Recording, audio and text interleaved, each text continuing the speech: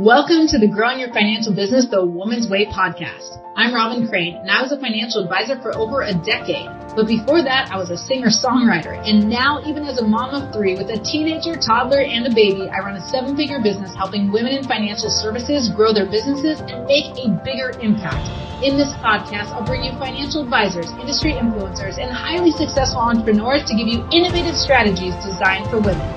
So get ready to learn how to get in front of the right people, get more ideal clients, and be able to grow your ideal business so you can live your ideal life. Welcome. It's Robyn Crane. And the guest I have today is myself. I know that might be a little bit weird, but I thought since it's the beginning of the year and thinking about goals and thinking about what I want, and I'm assuming you might be thinking the same. So I figured I would just talk about it. Just jump on and do my own little podcast episode. And if you like it, let us know, because then I can do some more where I just talk. And if you don't, let us know, and I won't. I'll stop the insanity. But welcome to 2022. It's very exciting. I actually just got back from a 3-week vacation, which is kind of crazy because I don't know. I can't actually remember the last time I went on vacation that long, and definitely not in the last 5 or 6 years since we really launched this business. So that's kind of a celebration in itself, to get to a point in business where I can actually leave and have my team run things, and the business didn't fall apart, which is really cool.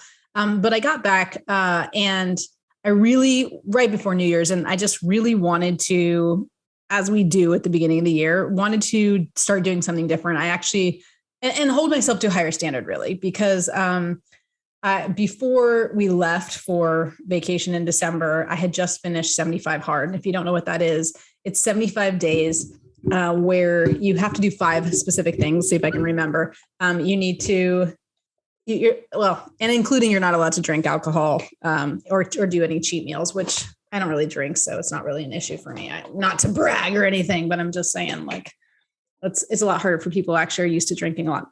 But you need to exercise twice a day, 45-minute workout outside, and one has to be outside and the other can be wherever. You need to drink a gallon of water a day, which was a challenge at times. You can take a selfie every day, not that hard, but really scary when you almost forget, because then you have to start over if you miss any of these things. What else? You have to read 10 pages of something nonfiction a day, which I don't actually read a lot. So it was really good for me to do that. And what's the other thing? Oh, you have to pick a diet. So I did that. I was inspired by one of my friends who was on the podcast before, Mary Glazer, who's a copywriter. She's amazing, and she looked awesome. And I just thought it would be good, mostly for mental toughness, like just mindset stuff more than trying to look better, which I think is also something I want, but that wasn't really the purpose of it. And it was a great experience. It's not something I would do again necessarily, but it was good because it held me to that higher standard. It challenged me. And what I learned, people asked, like, what did you learn from it? Because I definitely, it wasn't really at all about working out, because I didn't work out very hard at all. I do like walks to the park, silly things like that, stretching, yoga type of thing, which is all good, but I didn't like go crazy on it. Partly because I knew I had to do two workouts a day. And I'm like, I'm not going to kill myself over this, or I'm not going to last. But what I learned really was that we can find the time. We can find the time, because I don't have time. You don't have time. Nobody has time. But somehow I was able to find the time to do 2 45-minute workouts a day. And I don't have time for one 45-minute workout, let alone 2, but I found the time.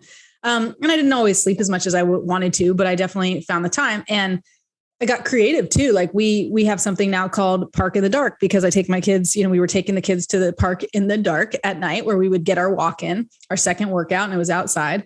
And they loved it. And we got to spend time with our kids and still do our workout. So, and I say our because my husband was doing it at the same time as well. So after doing that, I completely went the opposite way. Like, I didn't drink a ton, but I did drink a little bit, I guess, and celebrated. But we went to Hawaii for vacation for 9 days. And met up with my parents. It was their 50th anniversary. And actually the day before happened to be my husband's 50th birthday. So we celebrated those occasions with my family and my brothers and their families and whatnot. And then we went to Alaska, where my mother-in-law and my sister-in-law live, in Kodiak, which was gorgeous, beautiful. Actually, really, really loved it. We got to do some hikes and amazing things. And we ate a lot. My mother-in-law was like baking every day. I think I had cookies like almost every day. And after having this diet where I was like gluten-free and dairy-free and not eating a lot of sugar, for 75 days and then jumping into like every morning with zucchini bread, which was really like cake disguised as zucchini bread because it was like chocolate cake. It was delicious. But, I was just enjoying myself and came back not like disgusted or anything. Like actually it was fine. I like enjoyed it. I gained a little weight, no problem, whatever, it happens. But I was still motivated to like, I don't want to live like that. And I don't think it's horrible to live that like that. And I'm not saying it's anything bad, but like I said, I just want to hold myself to a higher standard. So that higher standard to me has to do with having the right mindset, has to do with eating well, eating, good, let's say, healthy food. I was just going to say, what was I going to say? Whole foods type of thing. Not a ton of snacks, which I did a lot of when I was on vacation. So eating well, having the right mindset, being nice, I say that like it should be a given, but sometimes I get grumpy and I'm just not always the nicest, which I don't want to be like that. That's not who I am. And I don't want to be like that. And so there's certain things I just want to get back into. And in order to do that for me, I have to kind of challenge myself. I'm not good at like kind of the gray area. I'm all or nothing. So I'm either doing some crazy challenge, and that's not like I usually do, but I did like the 75 hard, which is pretty hard. And then went to like, yum, yum, yum, eating whatever I wanted to. Then I'm going like, okay, here we are. It's the beginning of the year and I need another challenge so that I can hold myself to that higher standard. So it really comes down to like all these signs that were coming to me. And this is about holding yourself to a higher standard, but it's also about you finding time for you. Because what I realized over the course of 3 weeks with my family, and I have 3 kids and one is 14 who I hardly saw because she was doing her thing and with the cousins and whatnot and the uncles. But I have almost 4-year-old and 20-month-old. So almost 2-ish. And it was busier than ever. I mean, I didn't work basically for 3 weeks. My husband was waking up at the crack of dawn, I think probably before the crack of dawn because he wanted to get some work in. And I wanted to sleep. I really did. My daughter was waking up in the middle of the night. My son was waking up many times in the middle of the night. And I'm like 3 weeks, like on vacation, quote unquote, where I felt like I was on so much more because I had to mommy all day long. And to be real with you, I am not used to mommying all day long. I'm used to working. And then even when I have the kids myself on the weekends, if my husband's not around or something, I'm like, oh my gosh, please help me. How do nannies do it? How do single moms do it? Like, I seriously don't know how you do it. If you're a single mom or if you were ever a nanny, like I'm very impressed. I used to be a nanny, like, but then you can give the kid back. But like, I don't know. I of course, love my kids, but it was hard. And I came back after, flying from Alaska and 2 days of not sleeping. And I was just so exhausted. And I felt like I needed a vacation from my vacation. And many of you probably feel like that sometimes anyway, like you need a vacation from your vacation because it can sometimes be very tiring. But what I realized is traveling with my children and on, so many different flights and all this stuff, I was just exhausted. And so I come back and we had an issue with not having a nanny as well, which is a whole other story. But here we are and we had our lovely New Year's Eve, did nothing but said, Happy New Year. And now here comes back real life, right? Got to get back to work. And Monday comes around and actually the person who was supposed to take care of my kids just didn't show up. But on top of that, the night before that, was that Monday? I think it was. The night before that, I started listening to Blinkist. If you don't know Blinkist, it's an app on the phone where you can basically get short versions of books. And I'm so bad about reading books that I sometimes like to get the short version. And actually, it was Ron Carson who was on the podcast who told me about this. And it's really awesome because you can just get like, little blips or blinks of books. So you can check that out. But anyway, the night before, I think it was Sunday night, I was like, I want to start to feed my mind more, like feed my brain. Like, again, this is all part of this. It's a new year. It's not resolutions necessarily. I don't really do resolutions, but I do start to reset and think about what I want for the year and think about what's important to me and think about where I want to spend my time and think about how I want to hold myself to that higher standard. So I found a book real quickly. I see the cover and it says the 5 a.m. Club, the 5 a.m. Club. I didn't say that very well. The 5 a.m. Club. And I look at the cover, on my little thumbnail on my phone. And I'm like, I do not want to read that book. I do not want to wake up at 5 a.m. And obviously, if you're in the 5 a.m. club, we all know you're going to have to wake up at 5 a.m. And there's one thing that I value more than family. It's not more than family, not more than family. I just mean that. One thing I value, like after family and importance of giving back and helping people is sorry, I got distracted because someone's trying to get on my Zoom. Is sleep. That's where I'm getting to. So I really value sleep. And so I'm like, man, I've been exhausted. I just traveled. I can't even imagine waking up at 5 a.m., but I'm just going to read this quick Blink, like this Blinkist book, like read a little bit of this book and maybe I'll be inspired, but like, there's no way I want to wake up at 5 a.m. Okay. And so usually that's my consequence. I actually do this thing where like, if I don't do something I say I'm going to do, I give myself a consequence. And that's often my consequence. I'm like, okay, I'm waking up at 5 a.m., which rarely happens because I so badly do not want to wake up at 5 a.m. Needless to say, I started listening to the book and I listened to the whole thing. It's like 15 minutes long and I listened on 2 times speed. So it's like done in 7.5 minutes. And I'm thinking in my mind, like, that would really be good for me because what I'm really missing more than anything else is me time. Like I don't have a lot of me time. And there's some form of self-care that I do. Like I definitely work out and I go play tennis mostly and I do some stuff for myself. But like I really don't spend a lot of time like thinking. I don't meditate anymore. I used to meditate. I used to, listen to a lot of audiobooks and law of attraction stuff and watch YouTube videos on that. But it's like, who has time for that? Right. And like I said, when I did 75 hard, it's like, you found time, Robyn, to like find 2 45-minute workouts. How can you not find time for yourself? I don't know, but I got back into that pattern of not finding time. So I listened to that book and I go to set my alarm, and believe it or not, like I go to tennis at 9 o'clock. I don't start work till 10:45. My first call's at 10:45. I know that's very luxurious. And I usually wake up about 8:15. Like I wake up at 8:15, get my kids ready to go. Sometimes it's 8 o'clock.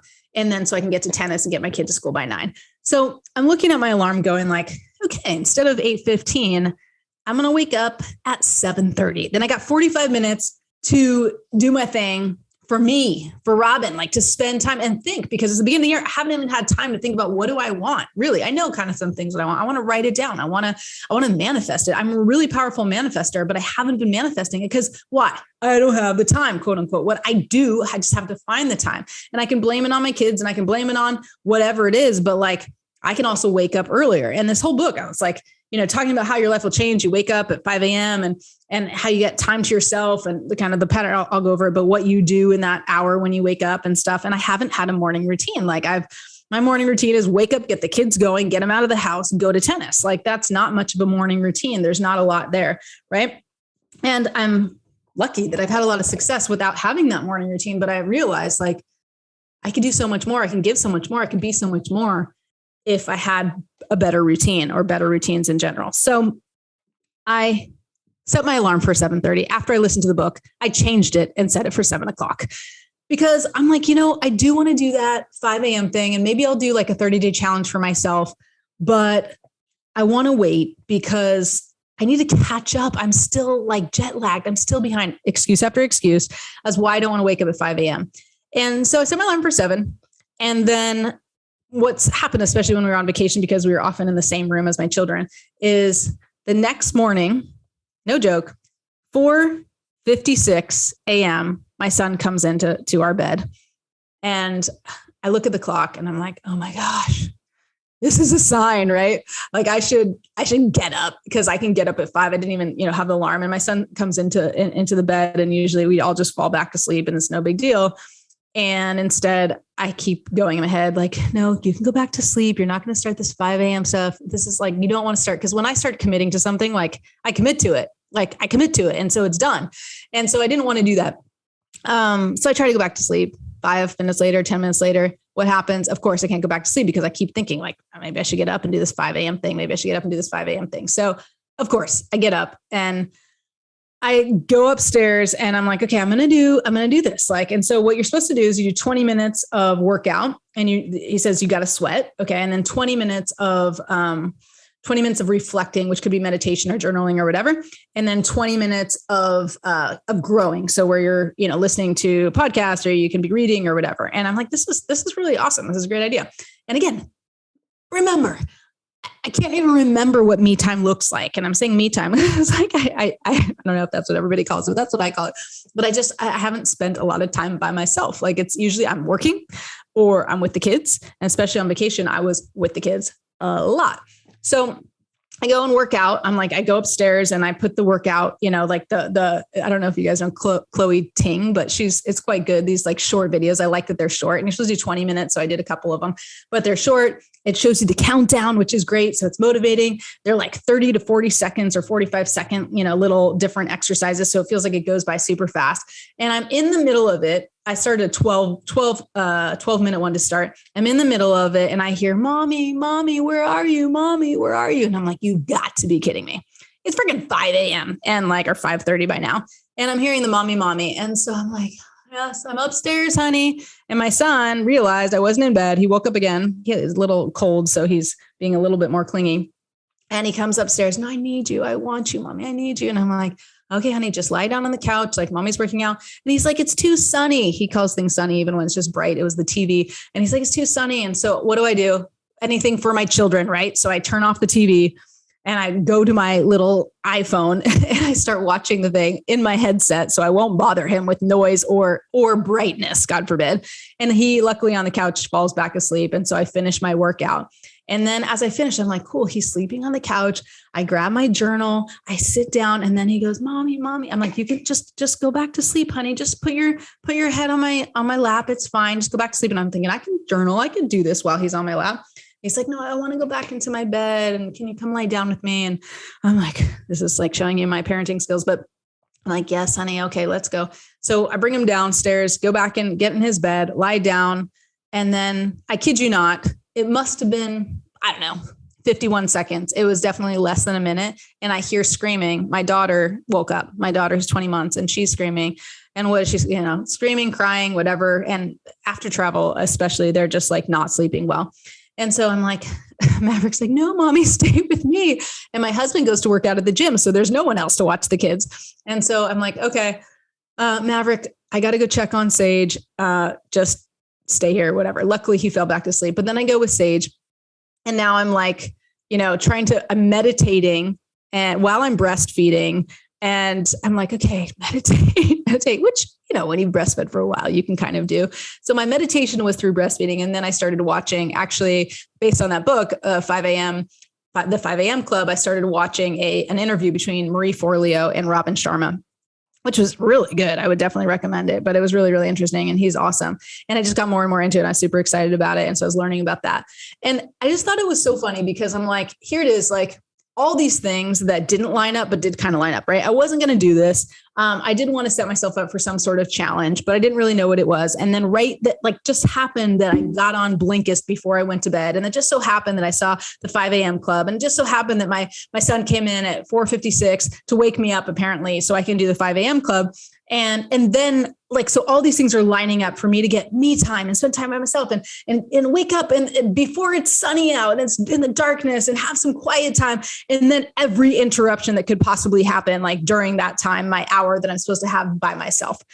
But what it made me realize was like, there are going to be interruptions. There's going to be things that are going to get in the way. And one of the things Robyn Sharma said in that interview, he was like, he didn't say if it was easy, everybody would do it, but like, it was something like that. It was like, it's hard because like, it's kind of like the payoff that you get for doing something hard is so huge. So it's kind of like almost like a risk reward thing. Like people are like, if you have clients that are like, oh, I want all this, I want all these great returns, but they're not willing to take the risk. I had a client like that. It was really annoying, but it's kind of like, I'm putting myself out there to a point where it's uncomfortable, right? I'm stretching outside my comfort zone. I want to sleep. I really, really want to sleep, but I want more than sleep. I want to have an even better life. More than sleep, I want to impact more people. More than sleep, I want to be able to get my business to a place where, my COO is working less. I want to get my business to a place where, we have systems in place and everybody is like, we have such an amazing team. They're so loyal and so incredible and so happy, but we still have a lot of work to do to get our business to the point where it's really running in a very systematic way, right? Like there's too much strong arming it, to get to where we were. So there's a lot that I want. And I feel like the way that I have to grow my business is I have to grow myself. And so what I decided from that, and I thought it was just a great first day at the 5 a.m. club, is that I'm going to do it. I'm going to do it. And Robyn Sharma recommends 66 days, because then you get to a point where it's actually harder. This is what he says. I'll believe it when I experience it, is that it's harder not to wake up. So basically he's saying after you've done 5 a.m., woken up 5 a.m. every single day for 66 days, you're building a habit, and then you're going to want to wake up at 5 a.m. more than you won't. And so this was yesterday. Okay. That my first day, and today was day 2. And I didn't have all these interruptions. It was pretty awesome. So I had a couple, but basically set my alarm, 5 a.m., got dressed, got upstairs, worked out, did my 20 minutes. I actually had my 20 minutes of reflecting in my journal, which was awesome because I picked up a journal that I hadn't looked at for 3+ years, which was really incredible because I haven't been journaling, I guess, for 3+ years. And I read it. It was really interesting. I spent way more than 20 minutes. And then I started writing my goals, which was like so awesome and so empowering. And I'll read a couple and then I'll say goodbye. But it was awesome, like to spend that time by myself. And then I got interrupted. My daughter woke up. Okay. But you know, that happens, and I'll do my learning, my growing later, but I spent a lot of time on the journal. And what I realized, even on day 2 of waking up at 5 a.m. after I'm tired now, I'm tired, I'm exhausted. Like I don't want to wake up, but in the moment that I woke up at 5 a.m. and I walked down, through my house when it was dark out and it was quiet, and I had so much gratitude, and I was like, wow, this is really powerful. Actually, this is really powerful because I don't have this quiet time. I don't have the time for me. And even if, like, when I was doing 75 hard, a lot of my workouts, the second workout was with my kids. I'm trying to do net, as Tony Robbins says, it's called no extra time, net time, no extra time. When I'm like with my kids, and, I'm already doing tennis and things oftentimes, so that's fine. But like, I didn't have time to just sit around and think, or I didn't take the time to sit around and think. And when I took the time today and I worked out and had a nice workout, which I really liked, just watching the YouTube video and working out to this Chloe Ting stuff. It's like just easy and fun. And then I sat and read my journal and then wrote in my journal. It was awesome. And even like going and then lying down with my daughter, she didn't last long. She wanted to get up, but being with my daughter and just kind of chilling with her, and like she was smiles and happy and cute. And then she wanted daddy, but it was just nice. And as tired as I am, I'm really, really grateful for this, and I'm excited. And so here's what I want to tell you. Hopefully this was valuable for you, just kind of me ranting about it. But what I want to tell you is that you got to hold yourself to a higher standard. You got to hold yourself to a higher standard. What does that look like for you? And what are you willing to do that you don't want to do in order to get there? Because I can tell you a ton of things that I'm telling my clients to do that's really outside their comfort zone. And some of them do it. And when they do, they get great results. It doesn't always happen overnight, but they get great results. And those who don't. And that's just maybe, sending a message on LinkedIn that you're afraid to send, right? And whether that's easier or harder than waking up at 5 a.m., I'm not telling you to wake up at 5 a.m., but what I'm telling you is that you got to keep growing. You got to keep raising the standard. You got to keep holding yourself to a higher level. And that has to do with choices. That has to do with you. And what I was going to say earlier that I kind of forgot is that all signs were leading to this thing of like self-care, is that I've been watching something with this guy, Alex Sharfin. He has a podcast called Momentum. It's great. I met him and he basically told me that my business was in crisis because everybody's just working hard, and it's kind of like not systematized enough. There's a lot of reasons, but one of them was because of that. And especially my COO is doing way too many jobs. But it's kind of like we're building this without a really, really strong foundation, which is really scary because we care so much about helping people and we don't want to have something that could fall apart. I don't think it will fall apart, but I think it's possible we have to keep strong arming it. So he made me realize that. And I've been listening to his podcast, and I watched one of his videos called The Billionaire Code, which was great. And he was talking about like one of the levels of the Billionaire Code, like one of the levels of business, and how you have to take time for yourself. And how many entrepreneurs don't think they need to take time for themselves, or they just don't take time for themselves because they feel bad. They feel guilty. And like he said this in this video, he said, who's the most important person in your business? And he's like, no one wants to say me. We're like, me, but if it's your business, you are the most important person in your business. And I don't want it to be all surrounded by me, but if I screw it up, like I can screw it up. I could be the one that screws it up, right? And so if that's the case, if I'm the most important person in the business, then taking care of myself is taking care of my team, is taking care of my clients, taking care of my, everybody, the community. Right. So I realized, and there was something else, but something was also telling me I got to take care of me. But I think it was just that culmination of traveling. And even though traveling is amazing, we had such a great vacation.